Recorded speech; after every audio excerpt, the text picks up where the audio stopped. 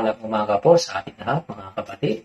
Ihanda na po natin ang ating sarili at tayo po'y mag-umpisa na sa ating pananambahan. Bago po ang lahat, samahan niyo po akong basahin at pakinggan ang salita ng Diyos na matatagpuan sa awit 66 verse 4. Ang lahat sa lupa'y ika'y sinasamba.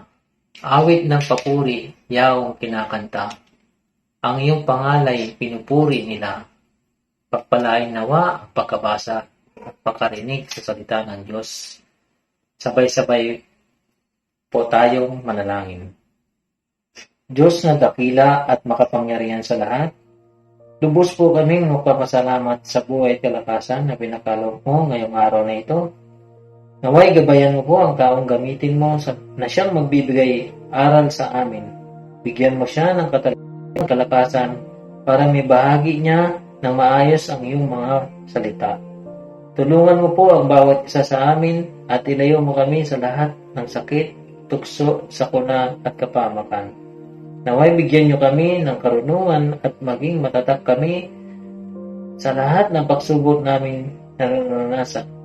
Naway ang salita mo na aming mapag-aralan at mapakinggan na siyang magsilbing kalakasan namin araw-araw sa aming pamumuhay. Ito ang lahat ng aming dalangin sa pangalan ni Jesus. Amen.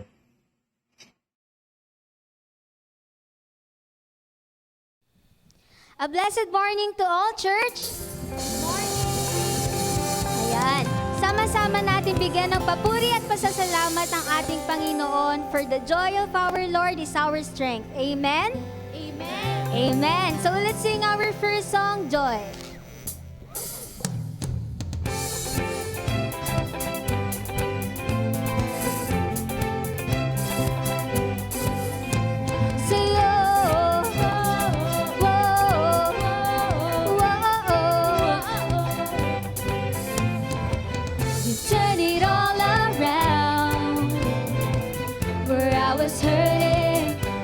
Rejoicing in your love I found, I have joy. Whoa. You took away my pain, you've turned my mourning into dancing. I can smile again, 'cause I have joy. Whoa. Let the celebration begin. Joyful noise unto Him. Come on, everybody, let's give Him praise, for He is good. You have given me a joy that won't stop and will never leave. So I will praise You with gladness, for You are good. Clap our hands to our Lord Jesus. Let's sing. You took away my pain, took my mourning. You took my mourning into dancing. I can smile again, 'cause I have joy. Whoa. Let the celebration begin. Make a joyful noise unto Him.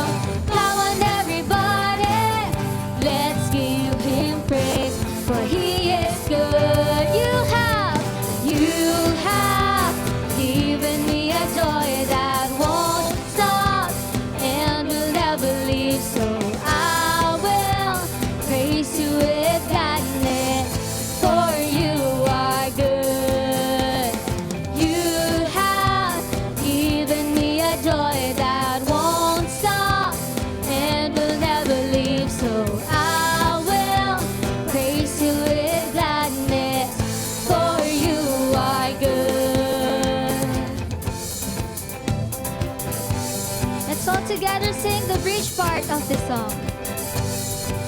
You've turned my sadness into gladness.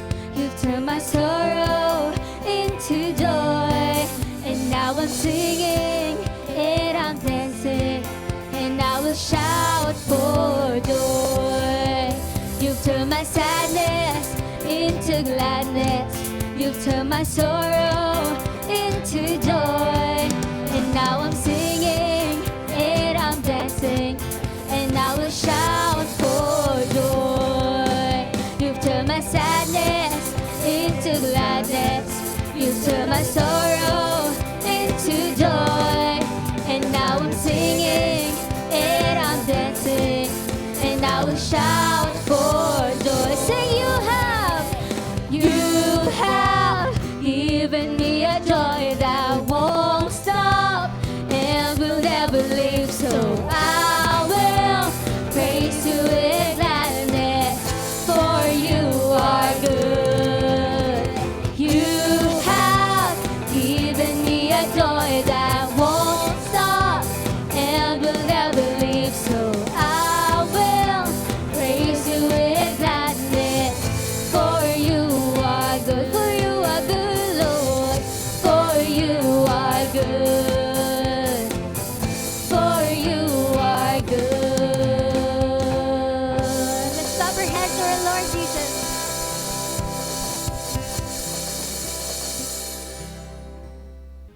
Let's continue to worship our Lord Jesus. For our second song, let's sing Glorious Day. I was buried beneath my shame. Who could carry that kind of weight? It wasn't my tomb till I met you. I was breathing but not alive. All my failures I tried to hide. It wasn't my tomb till I met you. You called my name, then I ran out of the grave, out of the darkness, into your glorious day. You called my name, and I ran out of the grave, out of the darkness, into your glorious day.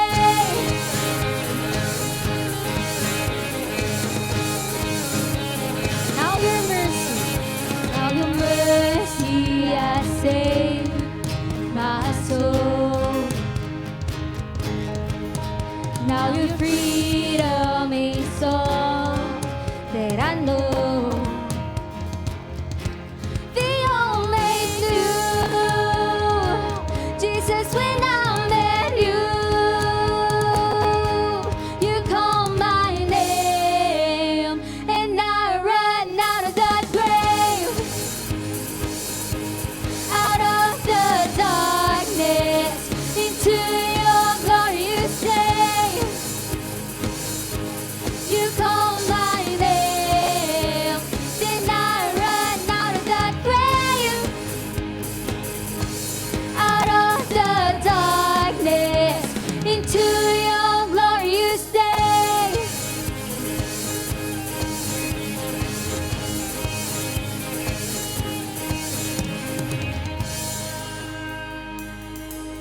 Let's sing the bridge.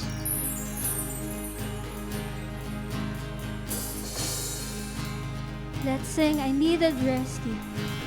I need a rescue. My sin has held me. My chains break at the weight of your glory. I need a shelter. I was an orphan. Now you call me a citizen of heaven. When I was broken, you were my healing. Now your love is the air that I'm breathing. I have a future. My eyes are open. 'Cause when you call my name, I ran out of the grave, out of the darkness, into your glorious day. You call my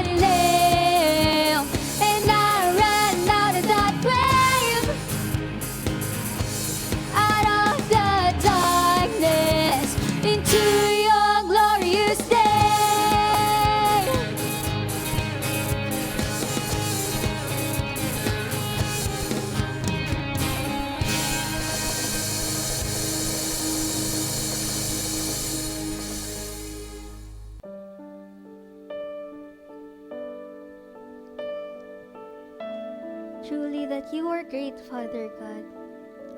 Kaya naman narito kaming mga anak mo upang isurrender namin ang lahat, Panginoon. We surrender our pain and our suffering. Pagkat alam namin na sa'yo lang namin matatagpuan ang pahingang hinahanap namin, Panginoon. Kaya naman, church, as we sing our last song, let's feel the presence of our Lord. Let's sing, Great Are You, Lord.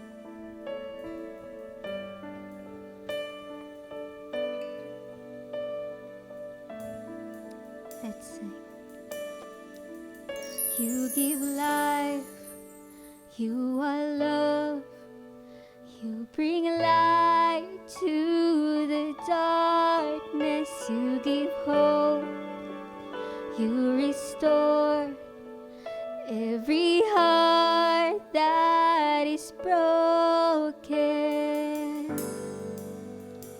For great are you, Lord.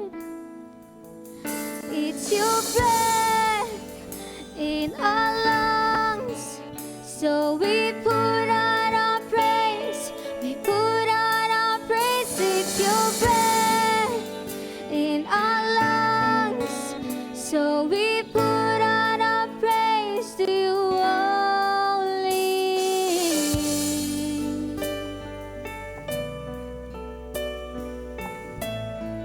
Yes, you give life. You give life. You are love.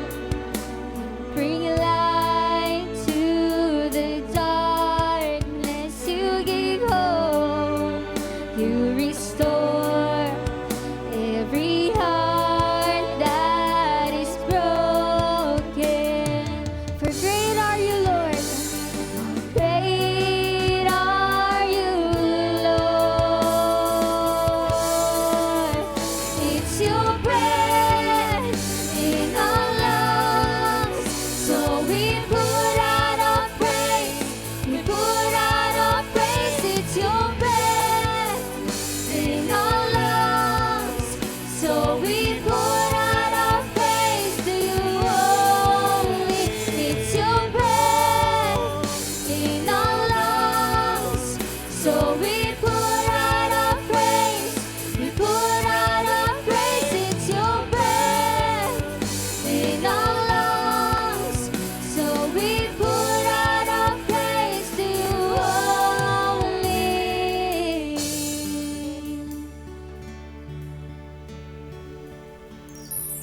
Let's sing the bridge part of this song. Let's sing, all the earth will shout your praise. Let's sing. And all the earth will shout your praise. Our hearts will cry, these bones will sing. Great are you, Lord. And all the earth will shout your praise. Our hearts will cry, these bones will sing. Great are you, Lord. And all the earth, and all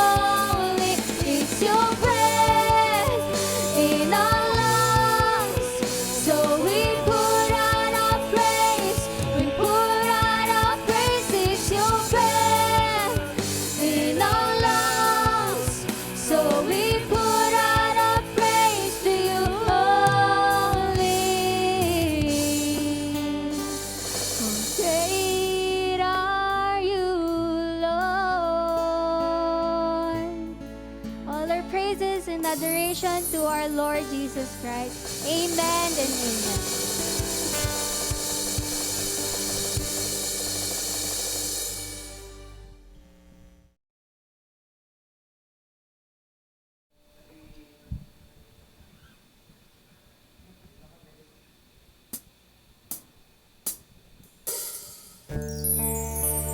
For our communion song, let's sing Refiner's Fire.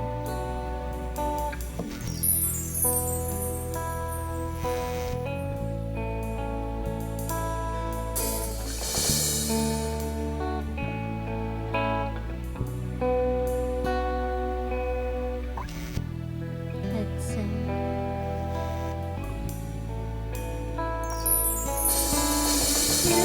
Purify my heart, let me be as gold and precious silver. Purify my heart, let me be as gold, pure gold. Refiner's fire, my heart's one desire is to be holy, set apart for you, Lord. I choose to be holy, set apart for you, my Master, ready to do your will.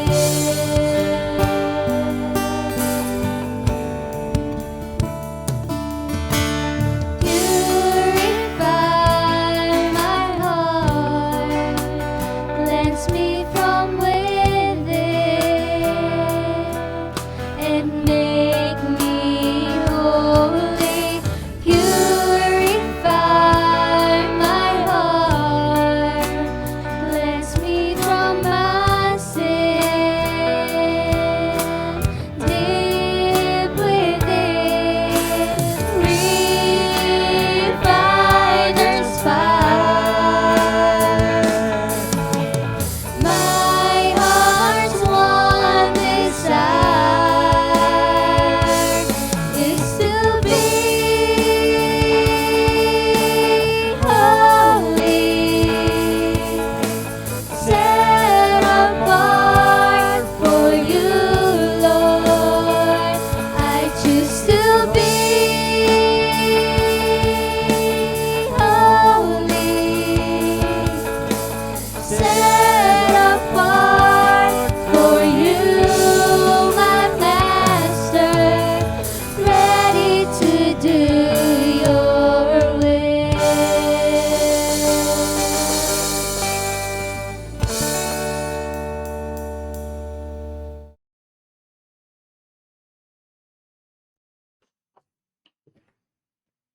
Mga kapatid ko kay Kristo, magandang umaga po sa inyo lahat. Nasa dako na po tayo ng pag-alaala sa huling hapunan. Pakinggan po natin ang sinasabi sa Juan chapter 6 verse 47 to 51 patungkol po dito. At ito po ang sinasabi. Sinasabi ko sa inyo, ang nananalig sa akin ay may buhay na walang hanggan. Ako ang pagkain nagbibigay buhay. Kumain ng mana ang inyong mga ninuno nang siya'y nasa ilang. Gayon may namatay sila. Ngunit ang sinumang kumain ng pagkain bumaba mula sa langit ay hindi mamamatay. Ako ang pagkain nagbibigay buhay na bumaba mula sa langit. Mabubuhay magpakailanman ang sinumang kumain nito. At ang pagkain ibibigay ko sa ikabubuhay ng sanlibutan ay ang aking laman. Purihin natin at pasalamatan ang Panginoon sa ating pagkarinig ng kanyang mga banal na salita. Tayo po ay yumuko at sama-sama pong manalangin. Amang Diyos na sa mga langit, Diyos na makapangyarihan sa lahat, Diyos na nagpapala at mapagmahal. Kayo ang Diyos na aming sinasamba sa Espiritu at katotohanan. Maraming salamat, Panginoon, sa buhay at kalakasan na pinagkaloob mo sa bawat isa sa amin sa araw na ito. At sa pagkakataon makapagsamba upang dakilain ang pangalan mo, O Panginoon. Bilang pag-alaala sa banal na hapunan na siyang pinag-utos ng iyong bugtong na anak na si Kristo na aming Panginoon, narito, Ama, ang tinapay at saro na sumisimbolo sa katawan at dugo ni Kristo na tumigil sa bundok ng Kalbaryo alang-alang sa ikapagpapatawad ng aming mga kasalanan. Narito sa aming harapan, Ama, ang mga elementong ito. Inihiling po namin, Panginoon, na siyang basbasan, pagpalain, naway sa aming pagtanggap ng mga elementong ito, hindi ito maging hatol, bagkus ito ay maging kalakasan sa aming spiritual na buhay. Ama, bago namin tanggapin ang mga elementong ito, patawarin mo kami sa aming pagkakasala, naway linisin mo ang aming buong pagkatao. Maraming salamat, Ama, sa iyong tunay na pagmamahal sa bawat isa sa amin. Gayon din sa pagmamahal ng iyong bugtong na anak na si Jesu Kristo na aming Panginoon. Ito po ang aming samot dalangin na may pasasalamat sa tanging pangalan ni Jesus na aming Panginoon. Amen.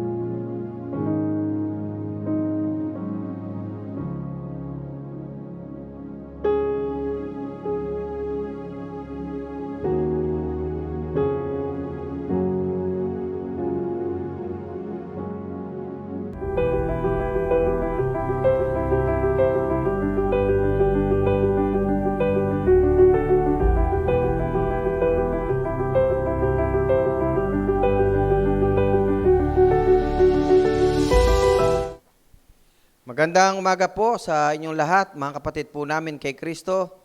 Tayo po ay nagpapasalamat sa Diyos sapagkat sa pagkakataong ito ay muli ay magkakasama-sama po tayo para paglingkuran po natin ang Diyos, purihin po natin ang Diyos, sambahin po natin ang Diyos. Kaya nga po, bagamat kayo ay nasa inyong mga tahanan, mga kapatid ko po kay Kristo, alam ko po na tayo ay nagkakaisa sa pagkakataong ito upang bigyan po natin ng parangal at karangalan ang Diyos na siyang may likha po sa bawat isa sa atin. Pero bago po natin marinig ang mensahe po ng Diyos, tayo muna po ay humingi ng tulong sa Kanya sa magitan po ng panalangin. Dakilang Diyos, kami po ay lumalapit sa iyong banal na harapan upang magpasalamat sa iyo, God, na sa bawat buhay po namin, God, nararamdaman namin na ikaw ay nasa tabi namin sa bawat pangangailangan namin, nandyan ka sa tabi namin, God. Patuloy kami nagpapasalamat sa bawat proteksyon, sa gabay, karunungan na ibinibigay mo po sa amin, lalo tigit Panginoon, sa bawat pangangailangan namin sa araw-araw. God, salamat po sapagkat ito ay inyong ipinagkakaloob sa bawat isa sa amin. Kaya naman sa oras nito, God, patuloy na tinataas ka namin, pinupuri ka namin, patuloy na binibigay po namin ang parangal sa iyo na ikaw na Diyos na siyang may likha sa amin. God, sa pagkakataong ito, humihingi po kami sa iyo ng tulong at gabay. Lalo tigit ang lingkod mo na gagamitin mo sa umagang ito, God, patuloy mo siyang itago sa iyong banal na presensya at patuloy na bigyan mo siya ng karunungang mula sa iyo upang ang lahat ng salita na ngayon ay maririnig ng bawat isa sa amin ay hindi manggagaling sa kanyang sariling kaalam at karunungan, kundi ang lahat ng ito, Ama, ay manggagaling sa iyo upang lalo pang magkaroon ng kapangyarihan sa bawat buhay po namin, upang patuloy po naming masunod ang iyong dakilang kagustuhan. Patuloy, God, na kami na iyong mga anak ay maging kalakasan namin ang lahat ng mga salitang ito na ngayon ay maririnig po namin. Kaya, God, patawarin mo kami sa bawat mali na nagawa namin, maging ito man sa isip namin, nasabi namin at nagawa namin, upang sa pagkakataong ito sa aming paglapit sa iyo, God, ay maging karapat-dapat po kami sa iyo. Kaya, Ama, marami pong salamat at nawa ay maramdaman namin sa oras na ito ng kapanatagan at kapayapaan upang maging panatag kami at kalmado kami sa pakikinig namin ng iyong banal na salita. Ama, maraming pong salamat. Ito po ang aming hiling at pagsamo sa pangalan po ng aming Panginoong Yesukristo mula po ngayon at magpakailanman. Amen and Amen. Magandang umaga po muli sa inyong lahat, mga kapatid po namin kay Kristo.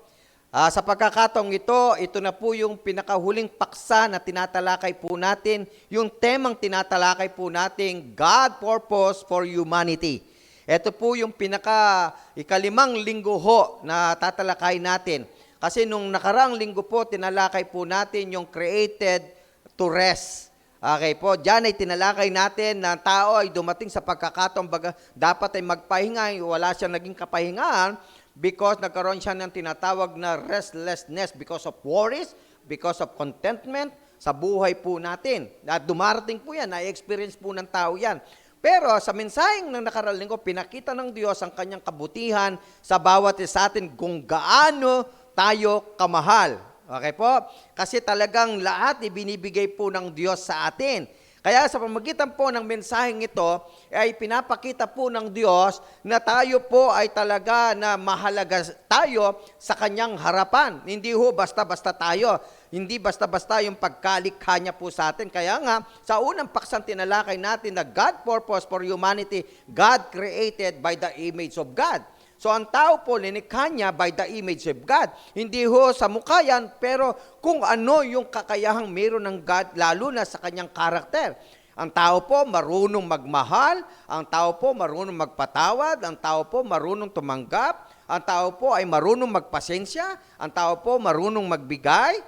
Okay po, yan ang God natin eh. Kaya nga ang tao, the expectation of God to us, ay ganun din po ang dapat mangyari. Kaya nga, sa buwan po ng Nobyembre, tinalakay po natin yan, mga kapatid ko po kay Kristo. At nawa, nasubaybayan po ninyo, sapagkat sa bawat mensaheng yan ay nagbibigay po sa atin ng kaalaman at karunungan upang ano yung ibubuhay ng bawat kanyang mga anak. Kaya nga po sa umagang ito, ang mensahe po natin, pakisulat po ninyo sa inyong mga comment box, created to rule. Okay? Ang tao po ay linikha ng Diyos upang mamuno o binigyan ng Diyos upang magkaroon ng otoridad. Ito pang maganda ngayon sa tao, hindi lang siya linikha by the image of God, pero nilikha pa rin siya ng Diyos para bigyan ng otoridad, pamunuan yung lahat ng nilikha ng Diyos dito sa mundong ibabaw. Kaya naman, naku po mga kapatid ko po kay Kristo, napakasarap na ngayon malaman mo kung gaano kakahalaga sa Diyos. Kaya nga, pakisulat po ninyo sa inyong mga comment box, created to rule. At ang ating pong mga teksto ay makikita po natin in Genesis chapter 1, verse 26 to 28, and Genesis chapter 3, verse 1 to 7, at Revelation chapter 5, verse 1 to 10. Pero sa mga talatang yan, dalawang paksa po ang ating pag-aaralan sa umagang ito. Ang unang bahagi po, pakisulat po ninyo sa sa inyong mga comment box, mga kapatid ko po kay Kristo, we have surrendered our God-given dominion. Okay po. Kasi po dyan sa unang bahagi, isinuko na natin ang ating kapangyarihan, bigay ng Diyos sa atin. Kasi po, ang tao, binigyan siya ng kapangyarihan ng Diyos. Pakatanda mo yan, kapatid ko, kaibigan, kakilala. Ang pagkalikha mo created by God, the image of God. Eto pa, binigyan ka pa ng otoridad na pamunuan ang mundo, at yan ang kapangyarihang bigay ng Diyos na ngayon ay sinurrender natin sa ating Panginoong Diyos. Kaya nga po, sa unang bahagi ng ating pag-uusapan in Genesis chapter 1 verse 26, ganito po ang sabi ng Biblia. At sinabi ng Diyos, lalangin natin ang tao sa ating larawan. Ayon sa ating wangis, magkaroon sila ng kapangyarihan. Nakita po natin yung talata, magkaroon sila ng kapangyarihan. Kanino sila dapat magkaroon ng kapangyarihan? Eto, sa mga isda sa dagat, sa mga ibon sa himpapawid, sa mga hayop, at sa buong lupa, sa bawat umuusad na nagsisiusad sa ibabaw ng lupa. Ibig sabihin, mga kapatid ko po, kay Kristo, mga kaibigan, ang pagkalikha ng tao, binigyan siya ng otoridad ng Diyos na pamunuan ang lahat ng kanyang nilikha dito sa mundong ibabaw. Kaya nga, kung makikita po ninyo, mga kapatid ko po kay Kristo, bawat hayop may pangalan. Ang tao po ang nagbigay niyan. Bawat isda, meron pong pangalan niyan.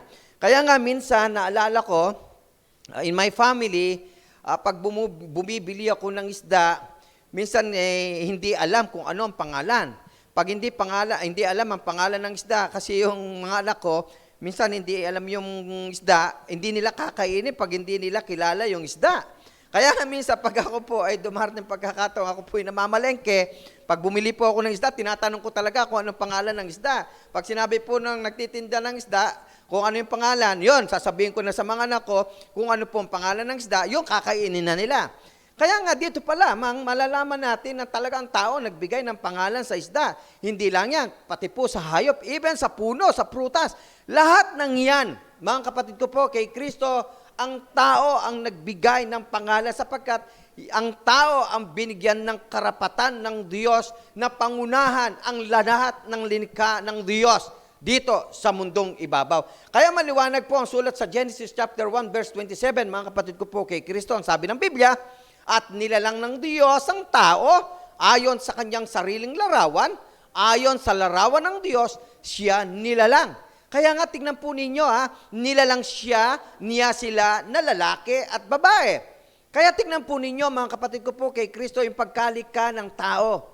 No, by the image of God. Kaya nga ang tao, the expectation of God, kaya sinabi ng Diyos, by the image of God, kasi the expectation of God sa tao, ito, marunong siyang magmahal. Kahit doon sa mga taong minsan na hindi kaibig-ibig, expectation po ng God yan, expect po ng God yan. Marunong ang taong magparaya, marunong ang taong magbigay, marunong ang taong magpasensya, marunong ang tao na umunawa.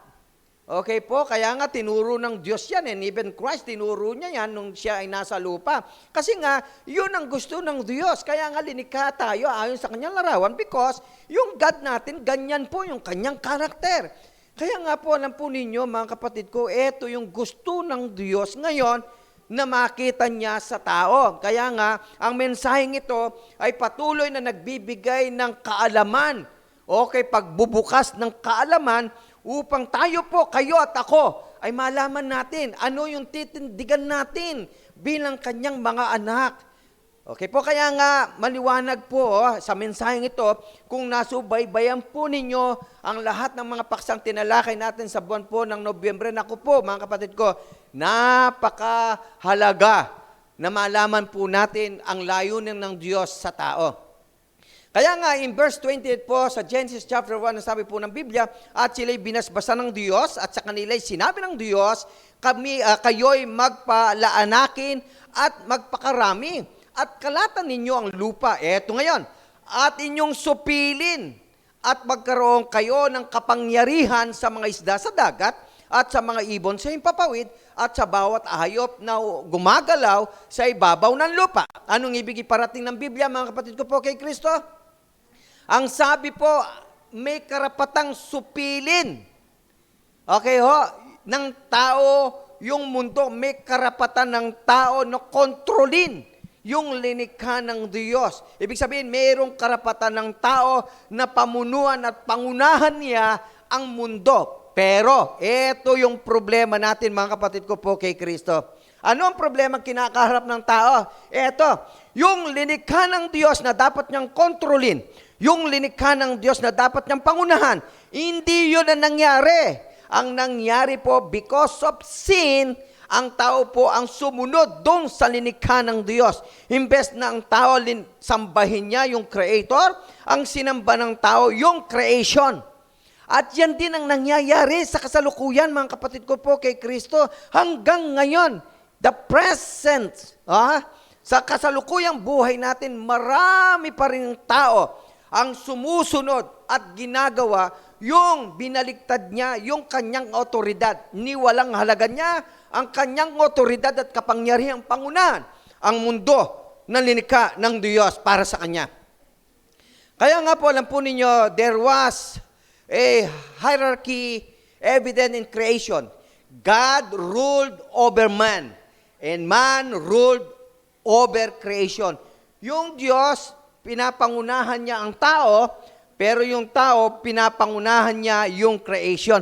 Huwag po nating kalilimutan yan. Kaya nga, ang expectation ng God, mga kapatid ko, huwag nating bibitawan yung karapatan natin, yung otoridad.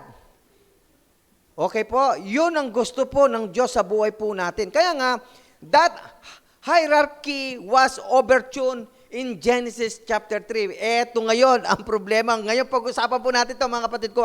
In Genesis chapter 3, nabaligtad, na overtune. Okay? Because of, tingnan po natin yung talata ng chapter 3 ng Genesis, kung ano ang nangyari dyan. Okay, pakinggan po ninyo. In Genesis chapter 3 verse 1, ito po sabi ng Biblia, ang ahas nga ay lalong tuso kaysa alinman sa mga hayop sa parang na nilikha ng Panginoong Diyos. At sinabi niya sa babae, tunay bang sinabi ng Diyos?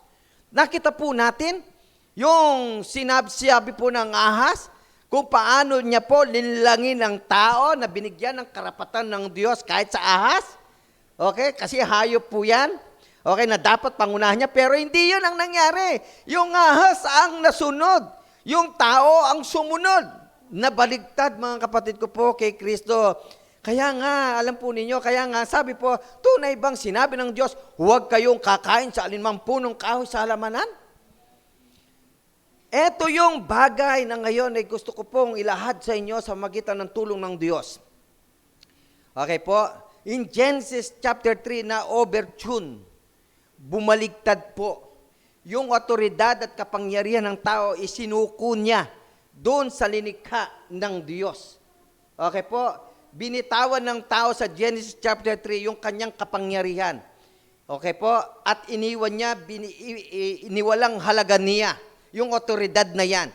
Kundi siya'y sumunod doon sa linikha ng Diyos na naging suliranin ng tao, mga kapatid ko po kay Kristo. Kaya nga in Genesis chapter 3 verse 2 to 3, ito po sabi ng Biblia, at sinabi ng babae sa ahas, sa bunga ng mga punong kahoy, sa halamanan ay makakakain kami.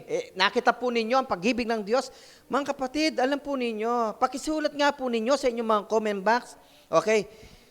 Ang God, inihanda ang lahat para sa tao.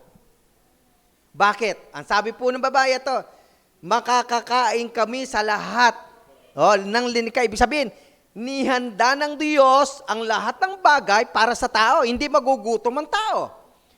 Di po ba? Lahat pwede niyang kainin. Okay, lahat ng inihanda. Sa mga ibon sa impapawid, mga hayop sa parang, mga isda sa dagat, mga puno, mga prutas, lahat Walang problema ang tao kasi nga mahal ng Diyos ang tao. Inilikha niya, bago nga nilikha ang tao, nakaredy na lahat Because God is our provider and sustainer, and even in our presence today, God is our provider and sustainer. Kaya hindi dapat nagkakaroon ng pag-aalala ang tao kung talagang kilala natin ang Diyos. Okay po, na siyang makapangyarihan sa lahat. Kung kilala natin ang Diyos na kaya niyang ibigay ang lahat sa atin, ang tao hindi magwo-worry na nagiging dahilan para magkaroon siya ng tinatawag na restlessness sa buhay. Kaya nga po mga kapatid ko po kay Kristo, kaya nga sa pagpapatuloy po ng pagbasa natin ng Biblia, ang sabi ng Biblia, ganito, datapat sa bunga ng punong kahoy na nasa gitna ng halamanan ay sinabi ng Diyos, huwag kayong kakain niyaon, ni huwag ninyong hihipuin, baka kayo'y mamamatay. Ito po yung direksyong tinatahak ng tao na kumanang God. Kaya mahalaga ang salitang obedience. Pakisulat nga po ninyo sa inyong mga comment box, obedience. Okay, obedience. Okay, mahalaga po yan. Ilagay po natin, samay natin yung salitang obedience. Kasi may utos ang Diyos. Huwag mong hihipuin. Okay? At huwag kang kakain yon. Kasi pag ginawa mo yan, mamamatay ka. Gaano kahalaga ang obedience? Kasi dito bumagsak ang tao. Bakit? Hindi sinunod ang Diyos eh. Disobedience. Ang ginawa po niya. Kaya nga sa pagpapatuloy po ng Genesis chapter 3 verse 4, ito po sabi ng Biblia, at sinabi ng ahas sa babae, tunay na hindi kayo mamamatay. Ang sabi ng Diyos, mamamatay sila eh. Pag kinain nila yung bunga ng pagkakilala ng mabuti at masama. Pero anong sabi ng ahas? Tunay ngang hindi kayo mamamatay. Kaya etong mundong kinakaharap ng tao, yung lahat ng sinasabi ng Diyos, yung sinasabi ng ating kalaban, kabaligtaran sa sinasabi ng ating Panginoong Diyos. Kaya tingnan po ninyo, even in New Testament, mga kapatid ko po kay Kristo, ang sabi po ng Biblia, okay, kahit nga si Kristo, okay, gawin mong tinapay ang batong ito. Yun po sinabi po ng Biblia. Okay? Para makakain siya. Pero ang sabi ng ating Panginoon, hindi lamang sa tinapay nabubuhay ang tao. Ito po yung maganda eh. Hindi lamang sa tinapay nabubuhay ang tao, kundi sa bawat salitang namumutawi sa bibig ng Diyos. O in Matthew chapter 4 verse 4, yan po ang sinabi po ng ating Panginoong Jesucristo. Laging kabaligtaran yung sinasabi ng ating kalaban sa sinasabi ng Diyos. Kaya dapat malaman ng tao ang kahalagaan ng salita ng Diyos. Kaya nga pag sinabi ng Diyos ang ganito, okay, yun ang susundin natin kasi ang kabaligtaran yan ay hindi sa Diyos, kundi sa ating kalaban, mga kapatid ko po kay Kristo. Kaya nga sabi po ng ating Panginoon, huwag mong hihipuin eh. Kaya nga ang tao ngayon, ito yung pinapaalanan ng Diyos, lalo na sa mundong ito. Okay? Kasi nga, pagka sinubok natin yan, doon na tayo magkakaroon ng pagbagsak. Doon na tayo manghihina, doon na tayo mawawala ng lakas, doon na tayo, kumbaga, mawawala ng gana to worship God and to serve God. Alam ko po, nakokonekta ko kayo sa umagang ito, mga kapatid ko po kay Kristo, sapagkat yan ang buhay ng maraming Kristiyano today. Kasi nga minsan, sa totoo lang, nasusubukan natin yung mga bagay na iyan sa mundong ito. Minsan, ibinababa natin yung ating otoridad. Minsan, ay winawalang halaga natin yung ating otoridad na pangunahan natin ang mundo. Kundi, ang mundo, yung ang sinusunod po natin. Kaya nga marami po sa atin ngayon na nagkakaroon ng maraming suliranin. Even our family, our relationship to others people, sa work natin, sa maraming mga ginagawa natin, ang tao po nagkakaroon ng problema na even Christian today, mga kapatid ko po kay Kristo. Kaya dapat maintindihan natin ang mensaheng ito ng ating Panginoon. Kaya nga, sa pagpapatuloy po ng ating pagbasa in Genesis chapter 3 verse 5, ganito po ang sabi ng Biblia. Sapagkat talastas ng Diyos na sa araw na kayo'y kumain niyon, ay madidilat nga ang inyong mga mata at kayo'y magiging parang Diyos na nakakakilala ng mabuti at masama.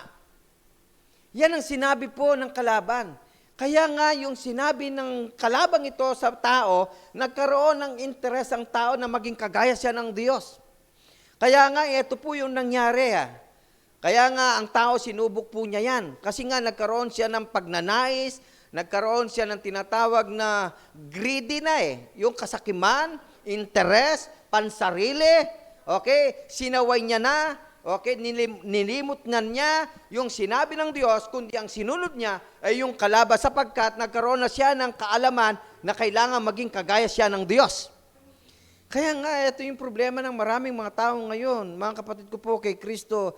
Kaya nga, nawa po sa mensaheng ito ng ating Panginoon, sa umagang ito ay muli, ay mabigyan ng tayo ng kaalaman, ng karunungan upang ano yung ating titindigan sa ating buhay bilang kanyang mga anak. Kaya nga, sabi po ng chapter 3, verse 6 po ng Genesis ay ganito, at nang makita ng babae na ang bunga ay punong kahoy, ay mabuting kanin at nakalulugod sa mga mata. Ito po nakalulugod sa mata. Alam po ninyo, yan ang taktik ng kalaban. Talagang bibigyan kanya ng mga bagay na nakakalugod sa iyo. Bibigyan ka ng mga bagay na para bang nakakapagbigay sa iyo ng kaluguran. Okay, pleasure sa iyo.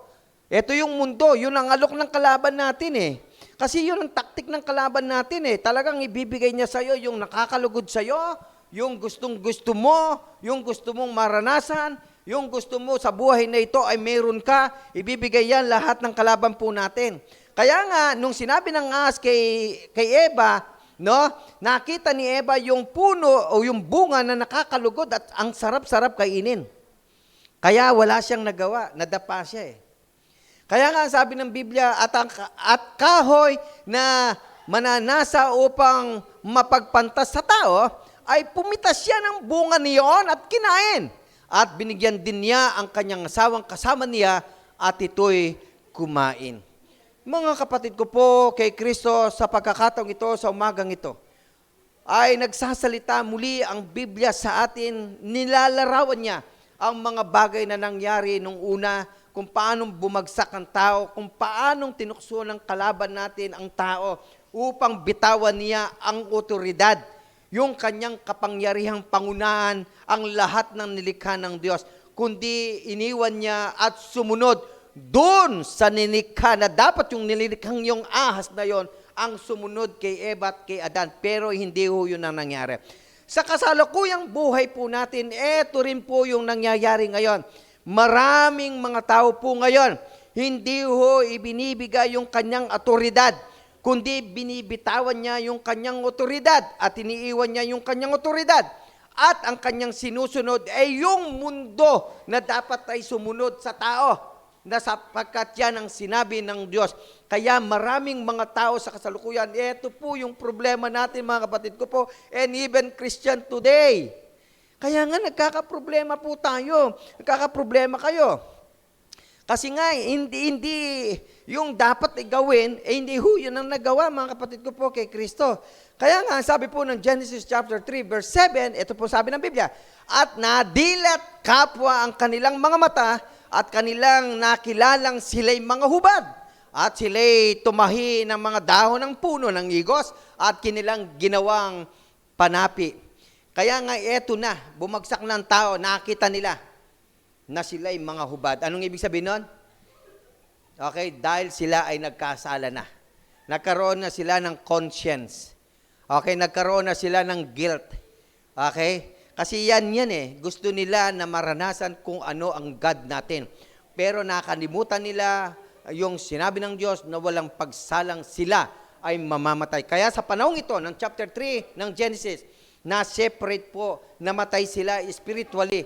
Ibig sabihin, napalayo na sila sa Diyos na may likha sa kanila because disobedience. Kaya nga mga kapatid ko, pakisulat nga po ninyo sa inyong mga comment box, ang hindi pagsunod sa Diyos ay nangangahulugang ito ay paglayo sa Diyos. Yan po yung talata na sinasabi po ng Biblia. Kaya nga po alam po ninyo mula sa sandaling ito, sa pagsulong ang lahat ay nawasak kasama ng ating kapangyarihan.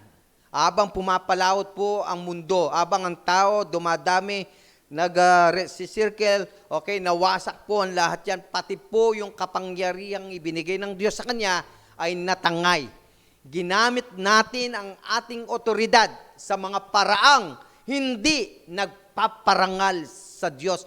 Yun ang problema ng tao. Ginamit niya yung kanyang otoridad doon sa mga bagay na hindi nagpaparangal sa Diyos. Kaya nga po sa umagang ito, mga kapatid ko po kay Kristo, ito yung gustong sabihin ng mensahe natin, to encourage us at muli malaman natin ang dapat po natin gawin bilang kanyang mga anak. Kung nawala yung otoridad at nagamit natin yung ating otoridad sa hindi pagpabigay ng parangal sa Diyos, aba mga kapatid ko po kay Kristo, it's time na ma-realize natin muli na yung ating mga pangako sa Diyos, titindigan natin na sa bawat gawa natin, tiyakin natin na makapagbibigay ng parangal sa ating dakilang may kapal. Ibig sabihin, maging ito man sa work natin, sa trabaho natin, sa ginagawa mo, sa trabaho mo, tiyakin mo, yung ginagawa mong pagtatrabaho ay nabibigyan mo ng parangal ang Diyos.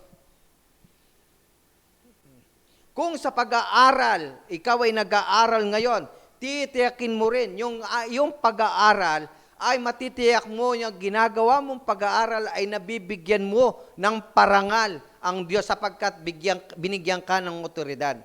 Even in our family, even our relationship, lahat ng yan, tiyakin natin anumang ginagawa natin, binibigyan natin ng parangal ang ating Panginoong Diyos.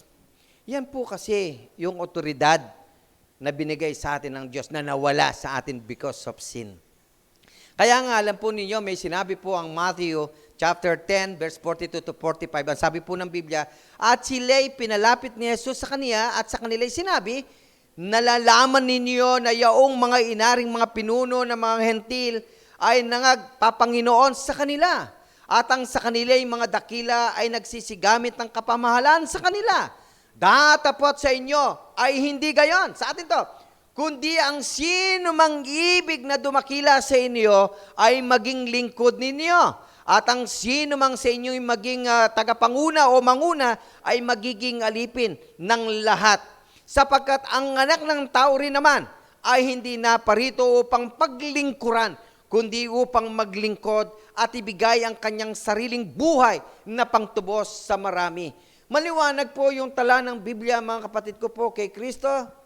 Sa ating otoridad, okay, matuto tayo na gamitin itong tama kagaya ng ginawa ng ating Panginoong Jesucristo na kanyang otoridad ay upang maglingkod sa tao. Sa atin po, yung otoridad na yan na nagbibigay parangal sa Diyos, yung paglingkuran natin ng tao, yung paglingkuran natin ng Diyos, yung patuloy na gawin natin kung ano ang kalooban ng Diyos, yun ang nagbibigay parangal at karangalan sa Diyos na may likha sa iyo at may likha sa akin.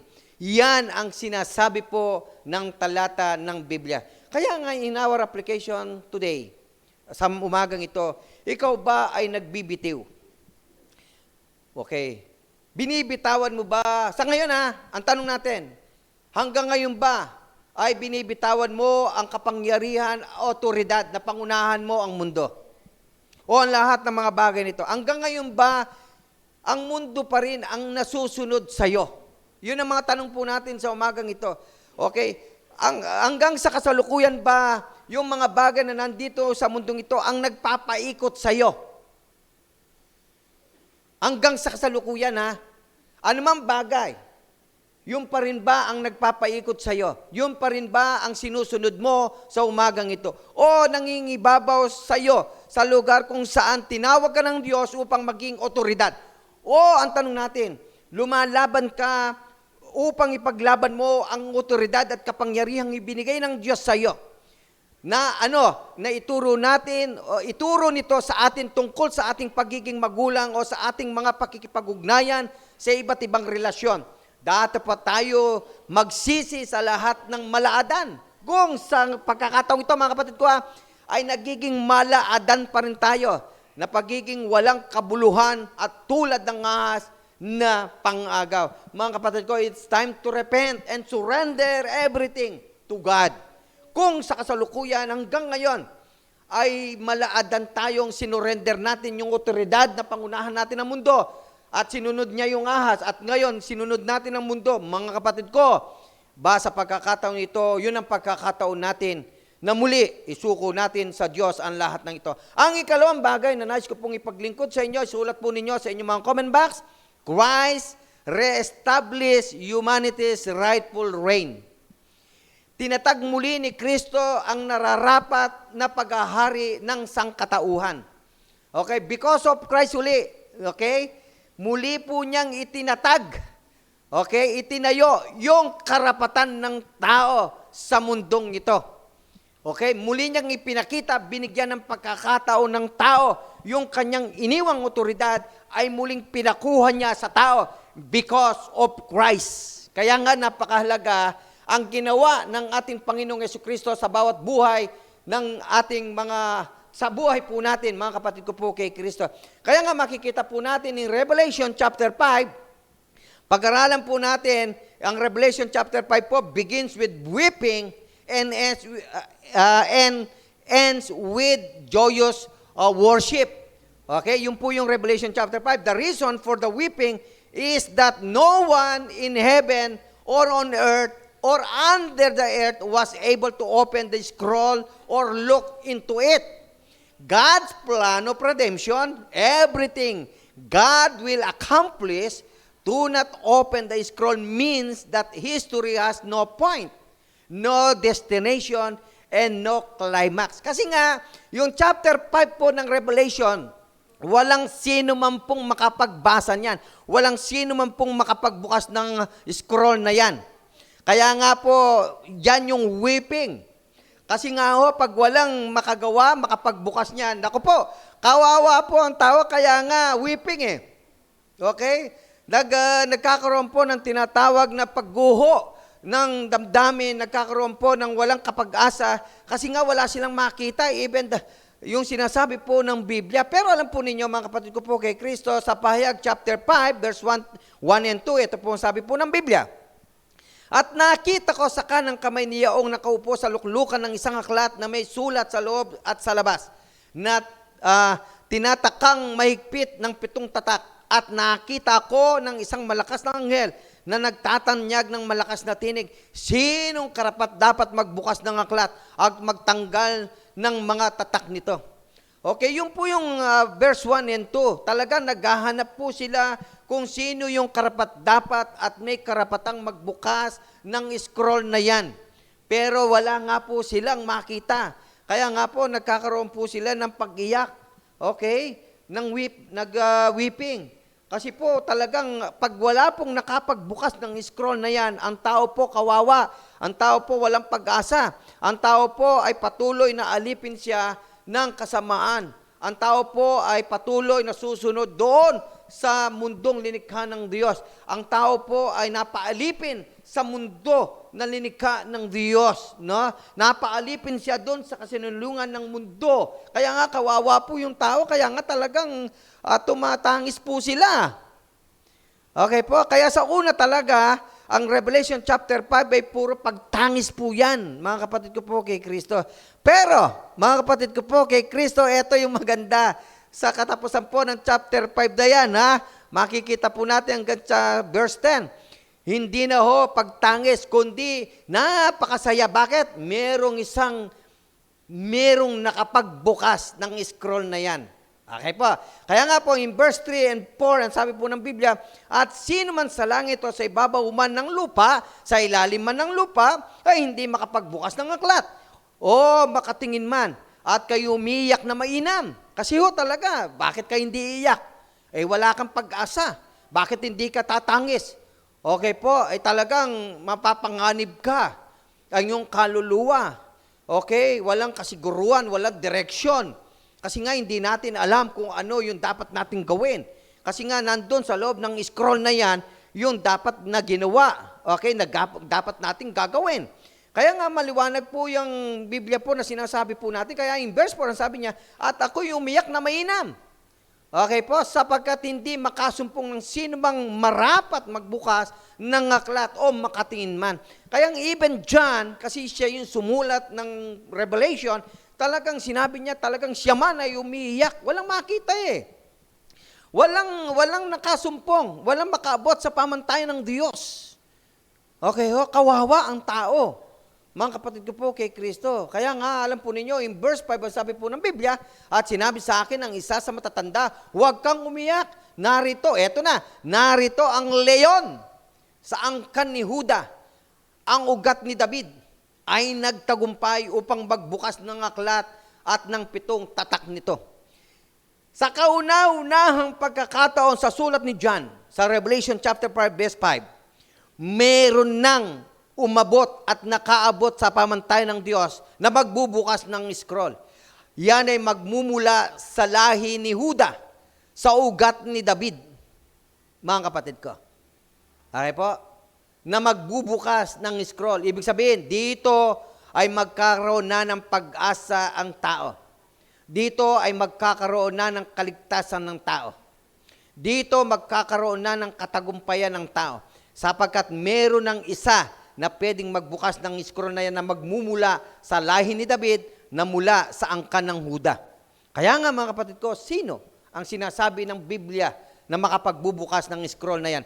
Kaya nga sa pagpapatuloy po ng ating pagbasa in chapter 5 verse 6 to 7, ang sabi po ng Biblia mga kapatid ko po kay Kristo ay ganito, at nakita ko sa gitna ng luklukan at ng 4 na nilalang na buhay at sa gitna ng matatanda ang isang kordero na nakatayo, na wari ay pinatay, na may 7 sungay at 7 mata, na siyang 7 espiritu ng Diyos, na sinugo sa buong lupa, at siya'y lumapit at kinuha ang aklat ng kanang kamay niyaong nakaupo sa kalulukuhan. Kaya nga, ito ang sabi po ng Biblia, mga kapatid ko po kay Kristo, yung pong magbubukas ng scroll na ito, ay walang iba kundi yung kordero.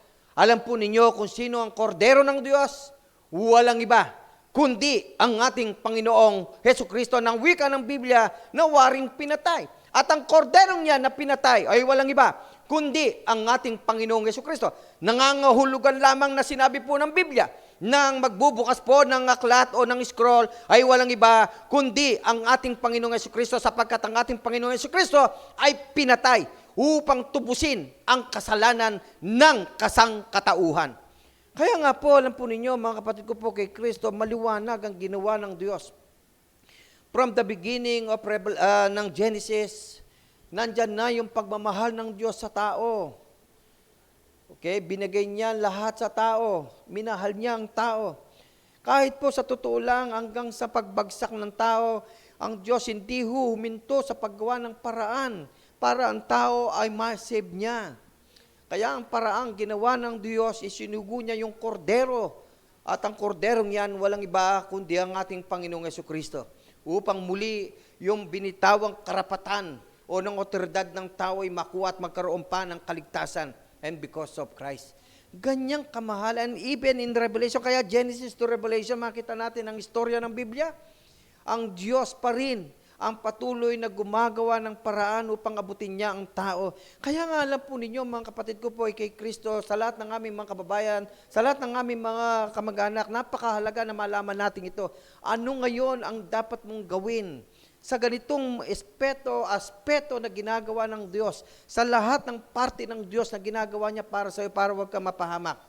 Kaya nga maliwanag po ang dapat natin gawin. Kaya nga sinabi po ng Revelation chapter 5 verse 8, at pagkakuha niya ng aklat, ang 4 na nilalang na buhay at ang 24 na matatanda ay nangagpatira pa sa harapan ng kordero, na ang bawat isa ay may alpa at mga mangkok ng ginto puno ng kamangyan na siyang mga panalangin ng mga banal. Kaya nga, ang korderong yan na ngayon ay sinamba ng tao, na nagbigay ng kaligtasan sa tao, na ngayon ay sinasamba ng tao, walang iba kundi ang ating Panginoong Hesukristo. Kaya nga maliwanag po ang sinabi po ng aklat ng mga gawa, sa sulat po din yan ni John. Okay po? Sa Acts. Okay po? Ni Lucas po pala. Ang sabi po dyan, sa chapter 4 verse 12, walang pangalan sa silong ng langit na sukat ikaligtas ng tao, kundi ang pangalang Jesus. Yun ang kordero ng Diyos, yun ang nagbukas at magbubukas ng scroll. Okay, para ang tao mabigyan niya ng kasiyahan, para ang tao mawala yung tangis, mawala yung kanyang pag-alala.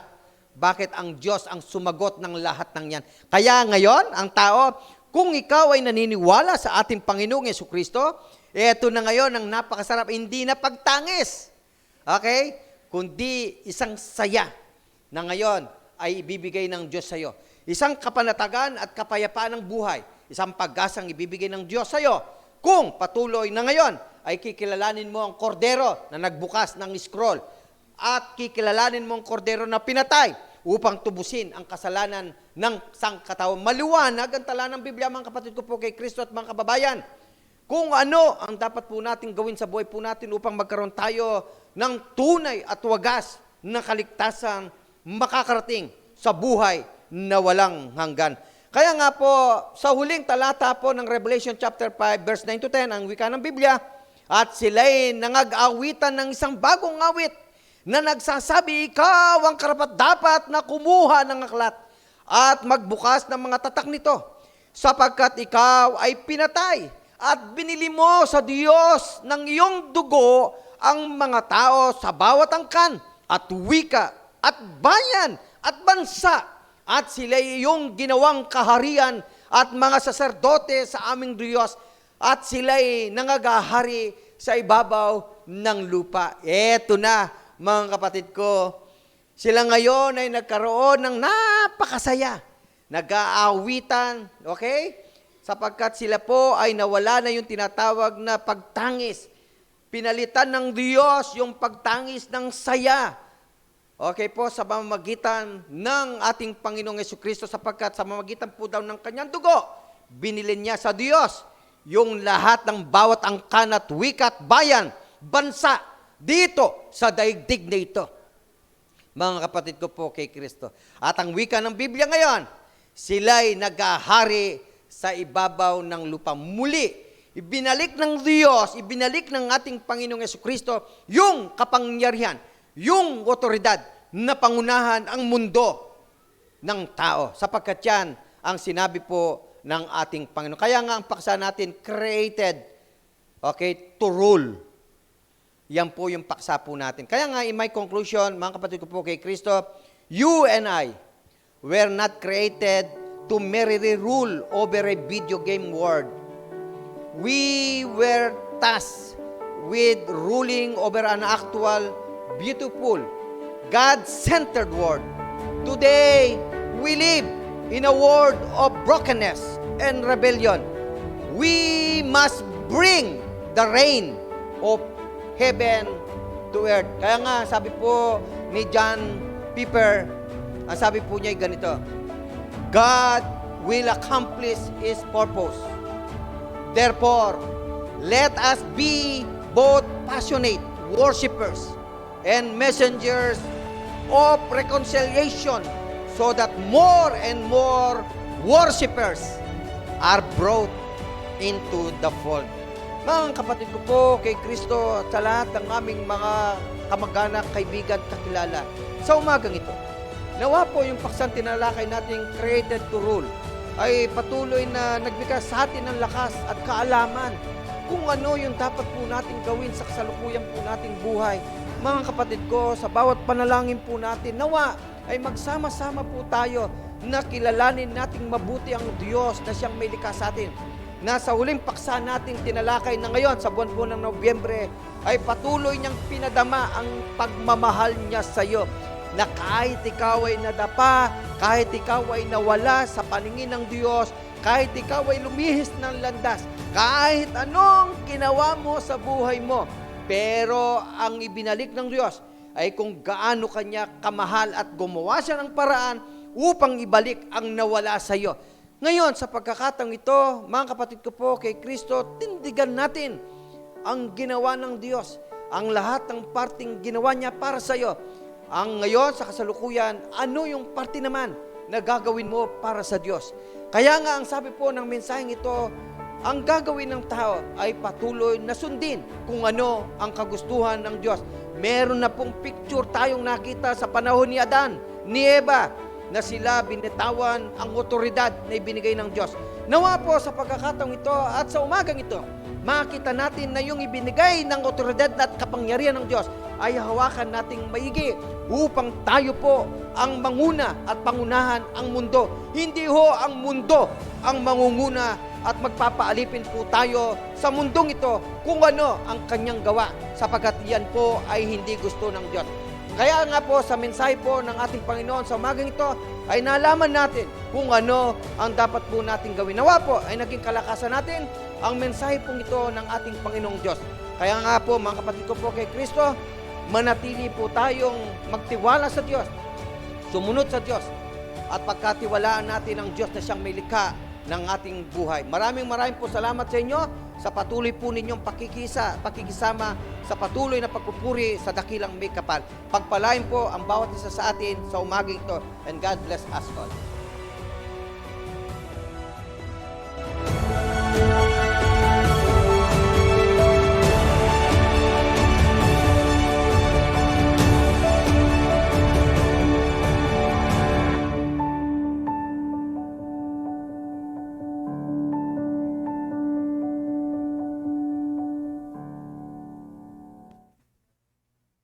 Isang mapagpalang araw po muli sa ating ng mga nanonood sa kanilang tahanan. At sa ngayon po ay dadako na po tayo sa ating pagbibigayan na ito po ay inutos sa atin ng Panginoon upang atin pong magamit ang mga ating pong nalikom sa gawain ng Panginoon. Atin pong pakinggan ang sinasabi sa aklat ng Henesis, Kabanata 14, talataang 17 hanggang sa mga sumusunod.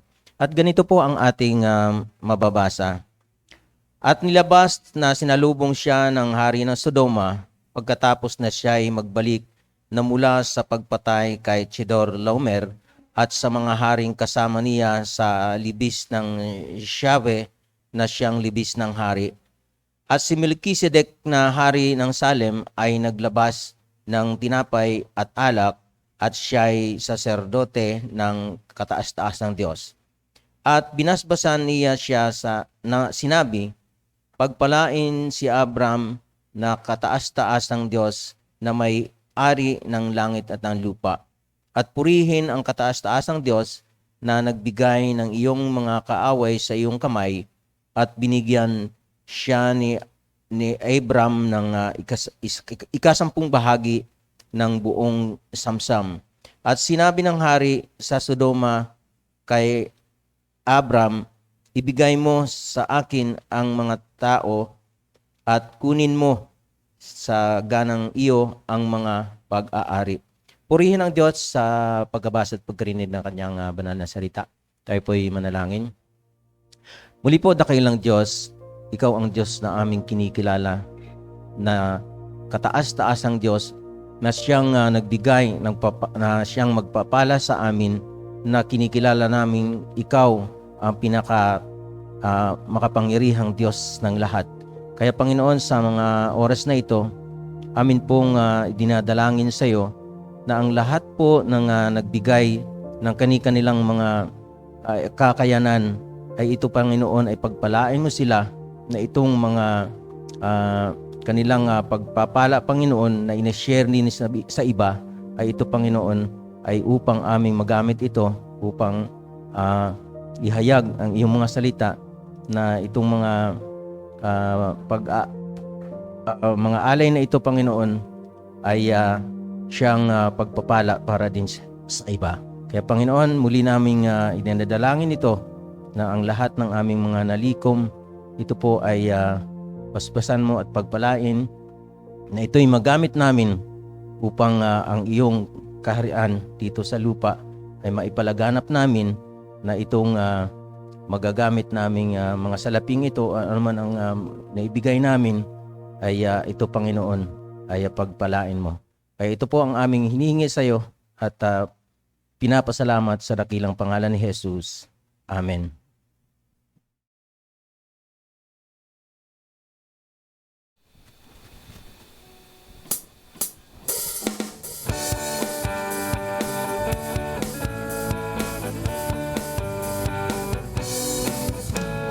Mercy is falling, it's falling, it's falling. Mercy is falling like a sweet spring rain. Mercy is falling, it's falling all over me.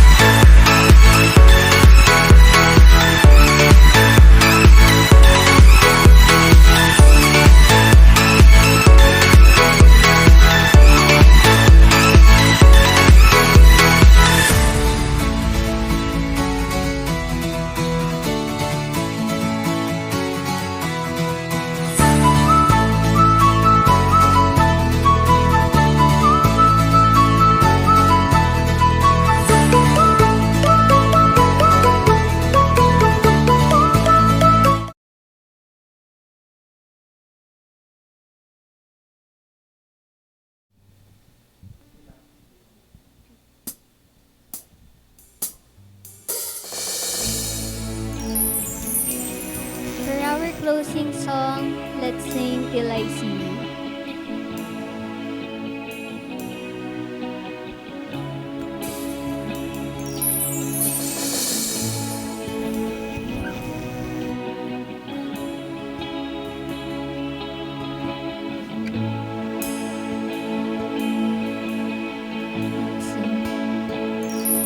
Greatest love that anyone could ever know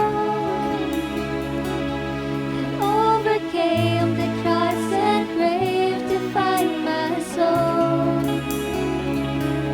Till I see you face to face, and grace amazing takes me home. I'll trust in you.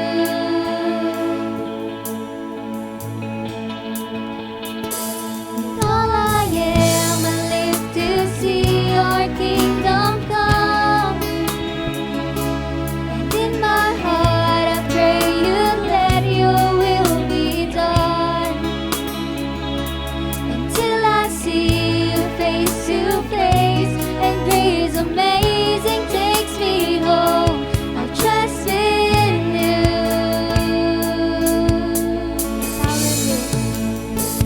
I will live to love you. I will live to bring you praise. I will live a child in awe of you.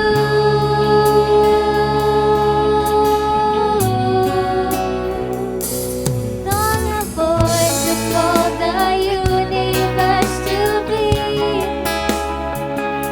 You are the whisper in my heart that speaks to me. Until I see you face to face, and grace amazing takes me home. I'll trust in you. I will live. I will live to love you. I will live to bring you praise. I will live a child in awe of you.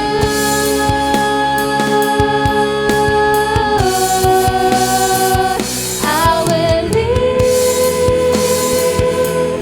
to love you. I will live to bring you praise. I will live a child in awe of you.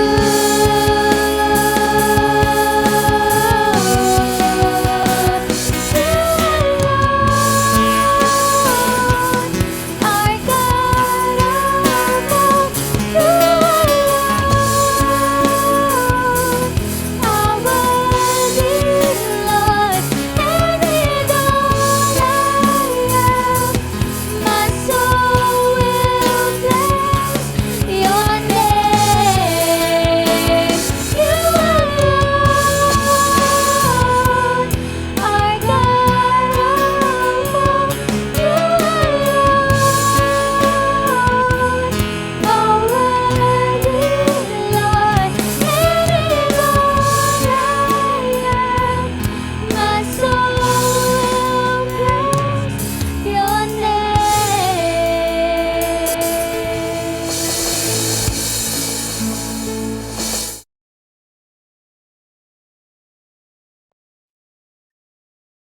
Isang magandang umaga pong muli sa inyo mga kapatid ko kay Kristo at sa amin pong mga kaibigan. Tayo po ay dadako na sa uling panalangin. Tayo po ay magsiyukod. Sa iyo aming Diyos na buhay, Diyos na may likha ng langit at ang lupa, Diyos na makapangyarihan sa lahat. Panginoon, salamat pong muli sa umagang ito at kami po ang muli ay nakatapos ng aming pananambahan at salamat din po sa inyong muling ginamit na inyong mga anak ng mga lalaki at mga babae. Sa pangunguna po ng mga kabataan na muling inyong ginamit upang kumanta ng mga papuri song patungkol po sa inyong kadakilaan o Diyos. Salamat po sa kanilang mga time na mag-practice upang marinig at mapakinggang mabuti at malakas ang kanilang mga awitin, hindi lamang dito sa aming bansa, maging doon sa mga nanonood sa ibayong dagat. At salamat pong muli at kami po ay nakapakinig na naman ng inyong banal na salita sa pamamagitan muli ng inyong ginamit sa umagang ito na si Pastor Enrico Puno. Salamat po sa karunungan at katapangan muli na inyong ibinigay sa kanya. Salamat po at muli kaming nagkaroon ng pagkain ng aming mga kaluluwa. Ito po ay nagsisilbing kalakasan ng aming pananampalataya.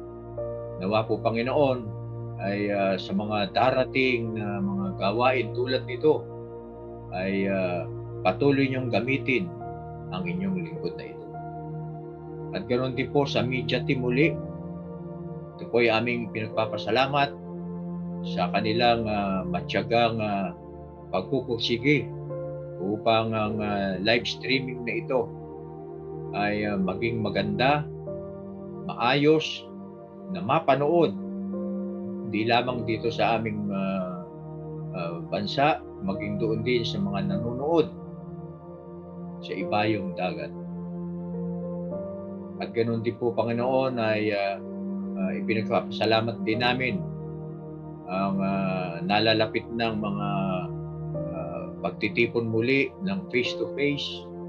Kung nyo pong loloobin itong December na huling buwan ng taong ito, O Diyos, nawa po ay kami magkasama-sama na ayon po sa aming gobyerno ay luluwag na po ang mga pagtitipon. Nawa po ay dalangin namin nawa ito ay matuloy na sa lalong madaling panahon upang ang inyo pong mga anak ay muling makapanambahan dito sa loob ng pamilya.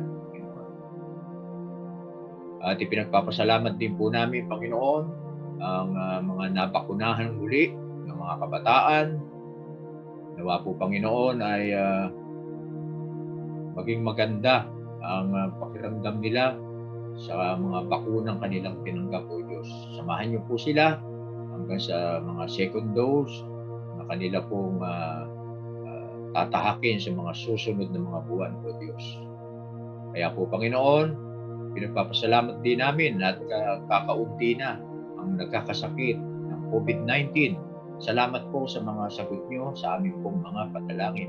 Nawa dalangin namin na tuluyan ang mawala sa aming bansa at maging doon sa ibang bansa ang sakit na ito upang manumbalik ang dating normal ng aming pong pamumuhay.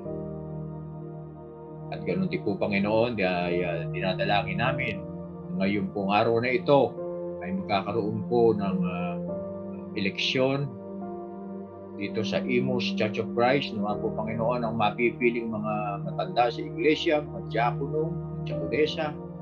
Kayo po ang humipo sa kanilang mga puso at isipan na nawa ay ang mapipili ay bigyan nyo ng karunungan upang magampanan po nila ang kanilang mga tungkulin bilang mga manggagawa ng inyong banal na ubasan dito sa Imus Church of Christ. At ganoon din po, Panginoon, ang mapipili namang mga Board of Trustees, bigyan nyo rin ng karunungan, O Panginoon, upang ang kanilang mga ministering hahawakan ay maging matagumpay. Samahan niyo po sila sa kanilang panunungkulang ito upang sama-sama naming paglingkuran ng inyong banal na iglesia dito sa Imus Church of Christ upang sa magkaganon ay maraming kaluluwa ang maihatid namin sa inyo this coming 2022. Panginoon, samahan niyo po kami ng inyong banal na Espiritu sa labanang ito. Ako po, Panginoon, kung kami sumasa inyo, ay lahat ng bagay ay aming magagawa sapagkat kayo po ang aming kasama. At dalangin ko man po, Panginoon, itong darating na 7 araw muli na 1 linggo, kung gaano niyo po kami iningatan sa aming pong paghahanap buhay. Itong darating na 7 araw, muli po, dalangin namin na ingatan niyo po kami muli sa anumang lakad na aming pupuntahan upang sa magkaganon kami po ay ligtas sa anumang oras sapagkat kayo po ang aming kasama. Dalangin lang namin, O Diyos, na nawa ay pagkalooban niyo pa kami ng mahaba pang buhay, magandang kalusugan sa po ng aming mga pamilya upang sa magkaganon ay kami po ay makapaglingkod pa ng maligaya dito sa ibabaw ng salita. Dalangin ko naman po, Panginoon, ang mga may mga birthday. Ito pong darating na November 29, si Sister Nelly Duhay Lungsod. Sa December 1 naman po, si Sister Maria Lourdes Puno. At si Sister Shipira Tingkungko, December 1 din po. Sa December 3, Brother Jace Minjot. December 4, Sister Hannah Robera and Brother James Anyora, December 14 po. At December 5, si Sister Luis Alexa Delpin. Panginoon, salamat po sa inyong mga anak na magse-celebrate ng kanila pong kaarawan sa mga darating na araw sa nabanggit na petsa, O Diyos. Dalangin ko po, Panginoon, na pagpalain niyo sila upang sa magkaganon sila po ay mabuhay ng maligaya, kapiling pa ang kanilang mga mahal sa buhay. At dalangin ko rin po, Panginoon, na ilayo niyo sila sa anumang sakit na COVID-19. Kaya po, Panginoon, naway tanggapin niyo po ang aming pong pasasalamat sa inyong kabutihan, sa inyong walang sawang pag-iingat sa amin. Kayo po lamang ang aming Diyos na paglilingkuran habang kami ay nabubuhay. Tulad po ni Josue, na kanyang buong sambahayan ay naglingkod sa inyo hanggang sa kahuli-hulihan ng kanilang buhay. Salamat po, Panginoon, at ang lahat ng ito ay aking dalangin sa tanging pangalan lamang po ni Jesus, ang pakikiisa ng inyong banal na Espiritu na sumasa amin. Amen.